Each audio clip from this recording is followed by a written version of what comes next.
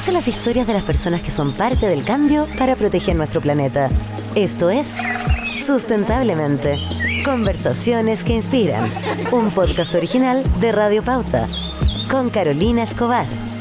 ¿Cómo les va? Bienvenidos a un nuevo episodio de Sustentablemente, este podcast en el cual les vamos a estar constantemente entregando información, novedades, herramientas para que quienes estemos ocupados con la sostenibilidad seamos cada vez más y nos pique este bichito de tener un estilo de vida más sustentable también.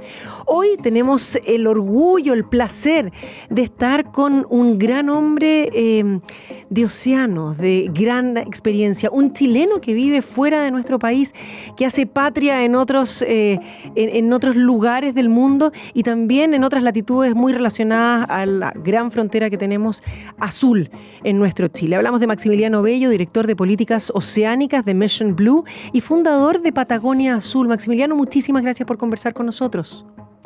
¿Qué tal, Carolina? Un gusto estar con ustedes, con todos ustedes, con Pauta, más que un medio que me encanta y que he tenido una relación hace muchos años también, así que gracias por invitarme. Lo sabemos y qué rico que puedas estar de vuelta en tu casa en este caso. Y de hecho nos recibes desde tu casa en Washington, ¿no? Exactamente, después de mucho rato que no había logrado estar acá en casa, ya estoy de vuelta. Entonces vamos a hacerle una conversación muy dinámica y rápida para no quitarte ni un minuto con la familia que son tan preciados, sobre todo en esta época del año.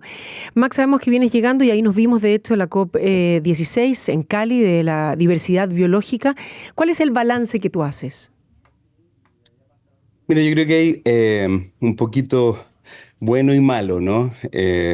Por un lado tenemos que en realidad, si tú te acuerdas bien, la Convención de Biodiversidad nació junto con la Convención también, ¿cierto?, de Cambio Climático.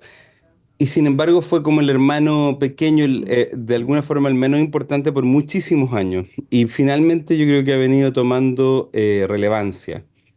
Era una reunión que era muy pequeñita, ¿cierto? Con muy poca presencia, y hoy día se nota, ¿cierto? Que hay primero hay un interés, pero también la gente está conectando, ¿no? Porque al final del día son tres crisis las que tenemos, ¿cierto? La contaminación, el cambio climático y la pérdida de biodiversidad. Y esa toma de conciencia entonces es clave porque entendemos esto como un todo, como debiéramos hacerlo. Pero por otro lado también todavía no tiene la relevancia necesaria y eso se nota cuando en las negociaciones es bien difícil de alcanzar ciertos acuerdos respecto, por ejemplo, del financiamiento. El financiamiento para poder seguir avanzando es clave y esta COP era muy clave como un punto intermedio. Acordemos que los objetivos que se puso hace 2 años la Convención de Diversidad Biológica fue que al 2030 íbamos a tener una serie de avances que eran claves para poder resguardar, proteger, detener la pérdida de la biodiversidad también, ¿no?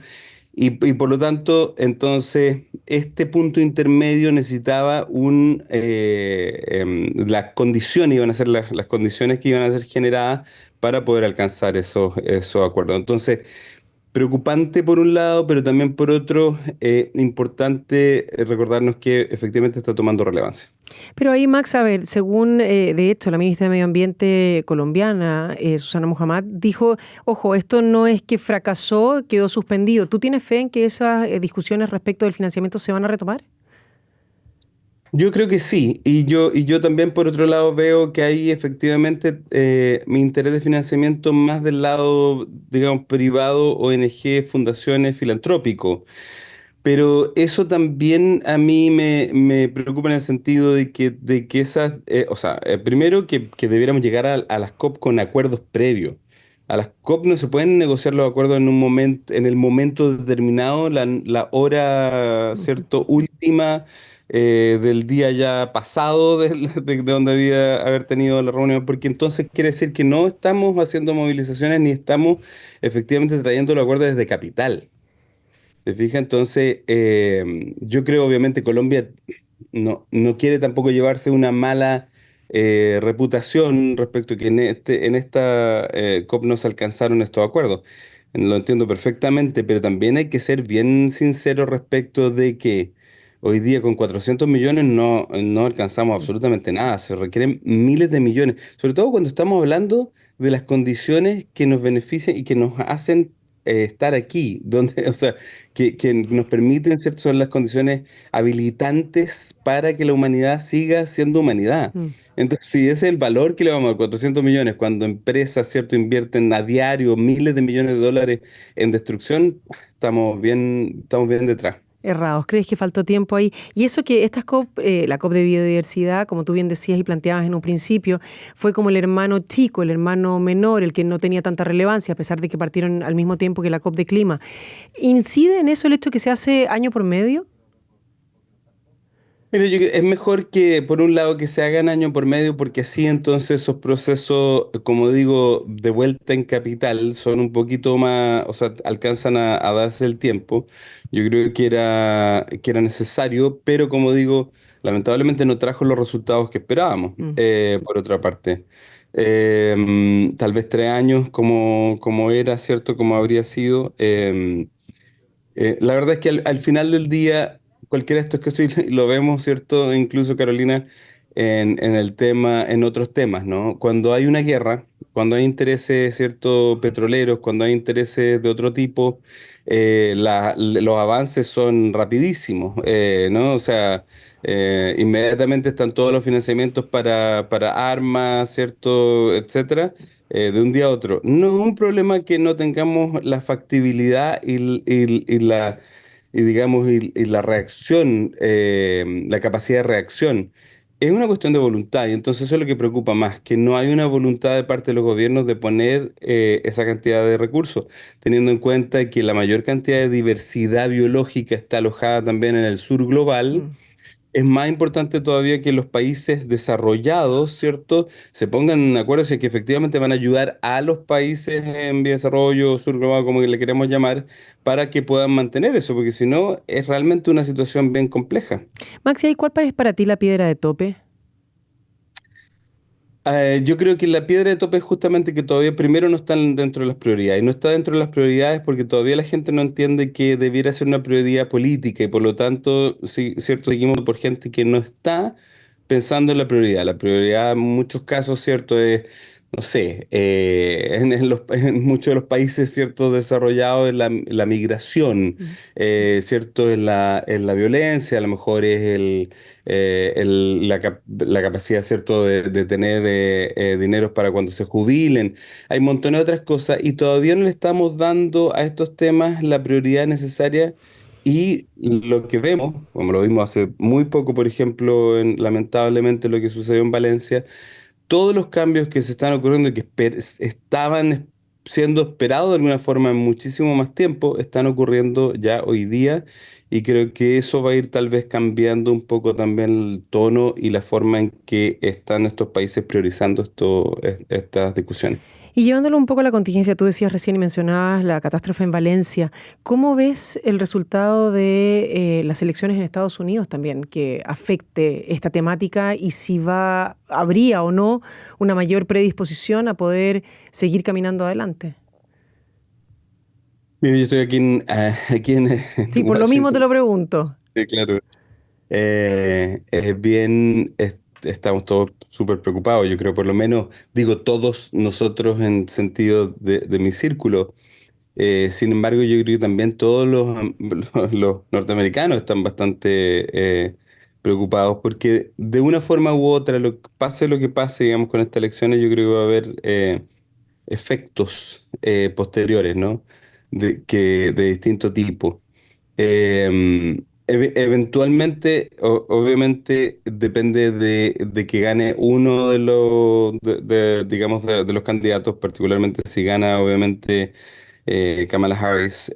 Hay una continuidad de lo que ha venido siendo la administración de Joe Biden respecto de algunas de las mayores inversiones en cambio climático, algunas de las mayores inversiones también en protección de la naturaleza, algunas también de la creación de áreas protegidas, de la detención de grandes proyectos que venían a destruir grandes áreas, ¿cierto? Tanto en tierra como en mar. Entonces, efectivamente, yo creo que el que ganara Kamala Harris podría entonces mantener esa línea y eventualmente poder seguir aumentando en esa línea. tratando de trabajar más por la protección, ¿cierto? Como también deteniendo el cambio climático y todo el tema de la conversión energética, pero está difícil y yo creo que incluso si es que ganara ella también va a haber una polarización aún mayor, que es lo que ha venido ocurriendo, digamos, en este país, que preocupa muchísimo. Sí, no está fácil y para quienes nos estén escuchando el miércoles cuando salgamos al aire, en nuestro estreno de cada semana vamos a tener ya el panorama bastante más claro, pero mientras tanto las cejas se van arrugando y la línea entre medio de ambas también se va profundizando, así que vamos a estar muy pendientes también de cómo va a ser el resultado de las elecciones en Estados Unidos. Max, te quiero llevar a una temática que tal vez sigue siendo muy contingente, pero que se estrenó en el 2014 y me refiero al documental Mission Blue, disponible para quienes no lo han visto en Netflix, y cómo ahí la doctora Sylvia Earle, gran líder en cuanto a lo que es la protección de los océanos, dice, el océano se está muriendo y no necesariamente nos damos cuenta. ¿Cuánto nos cuesta? Y hablabas tú de las tres patas, digamos, de las COP, la contaminación, la pérdida de biodiversidad y también el cambio climático. Cuando vemos tierras degradadas, sí, creo que a nadie le parece, pasa por ahí sin tomar acción, pero el mar no lo vemos y el fondo menos y la pérdida de biodiversidad dentro de él incluso menos. Es como que el mar nos tendría que dar recursos constantemente de manera por default, ¿no? ¿Cómo ha sido ese transitar y qué tanto más se ha degradado desde, pensemos, el documental 2014? Sí, efectivamente. Tú miras el mar, digamos, la gente si va a la costa obviamente va a ver lo mismo siempre, lo has visto desde niño y las generaciones pasadas parece lo mismo, no parece haber cambiado, ¿no? Los niveles del mar es lo único de lo que hablamos casi que nos preocupa, ¿no? El calentamiento Exacto. global, el nivel del mar, y hasta ahí llega y uno dice, ay, le ponen un color. Exactamente. Y casi pareciera que en realidad son otros factores a veces, ¿no? Mm. No, efectivamente, o sea, los cambios son bien impactantes, ¿ah? Yo he tenido la oportunidad de trabajar a nivel global, como tú mencionabas al inicio.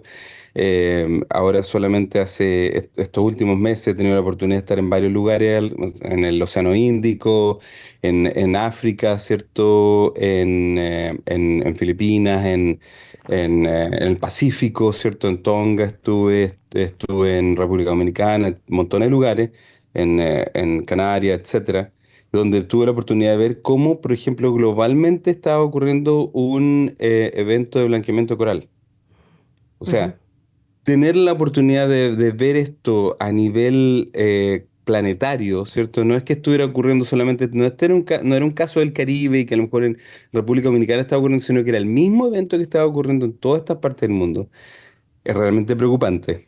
Ya hemos perdido más del 50% de los corales, ¿cierto? Que es una cosa bien dramática y que a lo mejor a alguna gente le puede hacer resonar un poco más, porque obviamente un montón de gente viaja a estos lugares idílicos, paradisíacos, tropicales, ¿cierto? Que quieren ver a lo mejor estos colores, estos corales, y ya no están existiendo, o sea, se están perdiendo de una forma extremadamente rápida.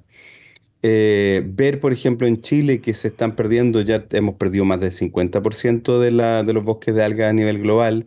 Y en Chile se ha transformado en la potencia de explotación de bosques de algas y el principal exportador de algas del planeta a base de la destrucción en la corta. Es como si te dijeran, no sé, es como si un día te despiertas, ¿cierto? Y el Cerro San Cristóbal le cortaron absolutamente todos los árboles, ¿no? Ujú. Entonces, ese es el nivel de lo que estamos viviendo y después toda esa otra parte que no alcanzamos efectivamente a ver o vemos aún menos, que es, por ejemplo, toda la desaparición de especies que son muy pequeñitas, muy microscópicas, ¿cierto? Pero que son la base de la alimentación y que son la base de la vida en el planeta, que han generado el oxígeno en este planeta por millones de años, ¿cierto? Que han generado, ¿cierto?, la evolución y que han producido la diversidad de la cual hoy día nosotros somos parte también. Esas cosas, ¿cierto?, están ocurriendo hoy día y de manera extremadamente acelerada con el calentamiento del agua, con la pérdida del oxígeno, con la contaminación. Pero acordémonos que la principal amenaza hoy día del océano es la pérdida de la biodiversidad que está debida a la pesca. Estás escuchando un podcast original de Radio Pauta, 100.5. Max, y ahí, Bueno, antes de entrar en esa área, el blanqueamiento del coral no necesariamente todo el mundo entiende por qué ocurre y cuáles son las consecuencias de este. sí. Mira, el coral básicamente es es una colonia que además vive, en el fondo hay dos tipos de organismos que viven conjuntamente, uno le hace la caza y el otro lo alimenta. Entonces, entre los dos, ¿cierto? Van creciendo juntos, y son muy amigos ¿cierto? Se dividen las tareas. Y lo Sí, que pasa es perdón, que si lo cuando... pensamos es muy fácil, un condominio donde tal vez el coral es la estructura y las algas que viven en él van generando la capacidad de que haya biodiversidad, son los vecinos del condominio. ¿Podríamos explicarlo así, bien Exactamente, en fácil? sí, exactamente. Quien cierto va plantando de manera que pudiendo comer todos los días, el almuerzo, etcétera. Entonces, cuando aumenta la temperatura, una de las partes que es el alga, lo que hace es que escapa, porque el aumento de la temperatura la hace finalmente como, uff, demasiado calor aquí, voy a tratar de escaparme de esto y abandona, ¿cierto?, la casa, el condominio. Ujú. Y lo que pasa es que a veces puede volver, ¿cierto?, a generarse esa alga en esa casa, en ese coral, la mayor parte de las veces no. Y lo que ocurre entonces es que finalmente muere ese coral con una serie, ¿cierto?, de efectos, porque acordémonos que el coral también es como justamente como el condominio ese donde vive toda la gente. Imagínense que un día, ¿cierto?, el condominio por alguna razón ya no funciona más, las casas empiezan a derrumbarse y ya no queda nada. Las casas están derrumbadas, nadie puede vivir ahí. Y por lo tanto, entonces, se pierde toda esa población. Eso es lo que le pasa, ¿cierto?, a montones de especies que viven alrededor o que dependen de ese ecosistema, ¿no? Que está generado por los corales. Pero además los corales tienen otros roles importantísimos para el funcionamiento geoquímico de este planeta, de la química del planeta, ¿no? Entonces, eso lo estamos viendo cada vez más, como digo, con más del 50% ya está perdido. Pero hay montones de otras cuestiones más que están pasando. Y insisto, también hay que pensar en todas estas cuestiones como el entrelace, ¿cierto?, entre distintas cuestiones que están ocurriéndole al océano al mismo tiempo. Y ahí, ¿qué rol juega entonces nuestro país? Uno podría pensar, bueno, en realidad, pero Chile, entre que no tenemos estos pececitos de colores, ni estas Tenemos. imágenes maravillosas, entonces, por eso, ¿por qué no nos puedes tal vez desmitificar un poco lo que tenemos en nuestras ricas costas, tanto en el norte, en el centro, y sobre todo lo que significa el proyecto Patagonia Azul? Sí, mira, Chile tiene la 10ª zona económica exclusiva más grande del mundo, o sea que de la cero, de la costa hasta las 200 millas, que es lo que llamamos la zona económica exclusiva, donde nosotros tenemos exclusividad de Ujú. uso, ¿cierto? Entonces, hace que eso, que se expanda de alguna forma el país. Por lo tanto, nuestro país es mucho más grande en el mar que en tierra incluso, ¿no? Luego, si a eso le adicionas el hecho que tenemos, ¿cierto?, estos archipiélagos maravillosos como Juan Fernández y Rapa Nui, entonces se amplía, ¿cierto?, esa zona económica exclusiva. Nuestra zona económica exclusiva alcanza lugares tropicales como Rapa Nui, donde hay arrecifes de corales con esos peces maravillosos, hermosos de colores, ¿cierto?, que está más cerca entonces de la Polinesia prácticamente que el mismo Chile. Y por otro lado también tiene, ¿cierto?, la corriente Humboldt, que es una corriente, probablemente la corriente más rica que existe en el mundo, que viene de la Antártica y baña nuestras costas, llega y choca hasta el Galápagos, ¿no? Y que produce Galápagos. O Ujú. sea, Galápagos es lo que es producto de esa corriente. Esa corriente va entonces generando vida, para que entendamos, ¿cierto? Vida que está asociada, por ejemplo, a muchos peces, pero la vida es mucho más que solamente peces que a veces nos queremos comer. Hay montones de otras cosas, ¿cierto?, que van alimentando y que van generando, ¿cierto?, ecosistemas, procesos, etcétera. Entonces, nuestro país tiene mucha importancia. Por ejemplo, hay más de 100 especies de tiburones y rayas en nuestro país. O sea, es impresionante. Yo me acuerdo cuando empecé hace unos 20 años atrás a trabajar con tiburones en Chile, un montón de gente me decía, pero ¿qué estás haciendo si no hay tiburones aquí Mm. en Chile? Nunca han habido, ¿no? Y no sé, tenemos, por ejemplo, una mayores diversidades de cetáceos, de ballenas, de Sí. grandes ballenas, ¿cierto?, en nuestras costas. Hoy día cada vez más reconocidos, ¿cierto? Susi Bacam y otros han venido trabajando un montón en poder entenderla, Rodrigo Juque. Entonces tenemos, por ejemplo, toda esa riqueza tremenda, pero además tenemos algo que ha venido alimentando, ¿cierto?, montones de bolsillos también, o no muchos bolsillos, pero, ¿cierto?, una industria tremendamente grande, pesquera, que en algún momento con Perú fueron el 35% de los desembarques del planeta se hacían en Chile y en Perú. O Mira. sea, en anchoveta y sardina. Gigantesca la cantidad, esto es una cantidad pero gigantesca de peces que se desembarcaban, que lamentablemente fueron sobrepescados por Mm. muchas de estas empresas, ¿no? Eh, Chile es un líder además también porque tiene prácticamente el 50% de su mar protegido, 45%, ¿no? Según las cifras que hemos estado mirando. Pero sin embargo también todavía tiene muchas cosas que hacer. Tenemos montones de zonas de sacrificio, tenemos el problema de la salmonicultura. Vimos el otro día dos ballenas que podrían haber estado, que lo más probable es que estén asociadas a su muerte a ¿cierto? Las balsas jaulas. La salmonicultura además tiene un impacto no solamente en la Patagonia, sino en el planeta entero, producto de que extrae peces para alimentar esos salmones, luego esa misma comida, esos salmones también contaminan, destruyen la Patagonia, luego nos llevamos esos salmones a venderlos alrededor del mundo, imagínate la huella de carbono de esos salmones, etcétera. Entonces tenemos cosas que tenemos que avanzar aún, pero sí, efectivamente, Chile se ha transformado en un líder porque tenemos una diversidad impresionante. Y ahí, dentro de las cosas que quedan por avanzar y los temas pendientes y muy pendientes, como bien lo mencionabas, ¿qué te pareció y te parece suficiente o no parte de la participación que tuvo nuestro país a través del Ministerio de Medio Ambiente en las negociaciones, por ejemplo, sobre las áreas marinas ecológicamente o biológicamente significativas y la biodiversidad marina costera que se llevaron a Sí, cabo en Cali? no, yo creo que muy bien, bastante contento, yo diría, por la presencia de Chile, que además tuvo un pabellón y por lo tanto llamó mucho la atención, ¿cierto? Las diferentes conversaciones, discusiones, ¿cierto? Que tuvimos en ese pabellón. También Maisa Roja, la ministra, ¿cierto? Participando muy activamente de las negociaciones, como también de estas conversaciones paralelas. Hay cosas bien interesantes, no solamente eso, Carolina, sino que además también, por ejemplo, Chile hizo un anuncio respecto de una cuestión que es bien clave del capital natural. Ujú. Eh, Chile va a empezar, ¿cierto? Entiendo, prontamente eh, a generar bonos de biodiversidad, que es tremendamente clave porque justamente una de las respuestas también para poder avanzar en el financiamiento, ¿no? Y lo vino ella entonces a contar junto con Hacienda, entiendo que ahí están haciendo un trabajo muy importante.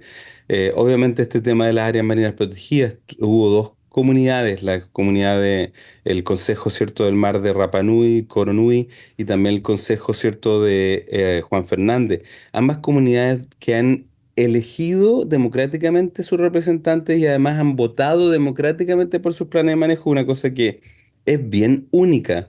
Entonces tenemos una serie de cuestiones que son clave que yo creo que hacen que Chile siga siendo este líder bien con los pies bien en el suelo. Como digo, faltan cosas como la salmocultura en la Patagonia, etcétera, pero bueno, nadie es perfecto tampoco, ¿no? Bueno, la idea es poder seguir trabajando en eso y poder ir mejorando cada vez más, ¿no? Bueno, y justamente respecto de los créditos azules, como se le conocen también, está este programa piloto, pionero, en la Patagonia de nuestro país y que además lleva a ser los primeros bonos, entiendo, azules que se van a generar en la Patagonia chilena, ¿es así?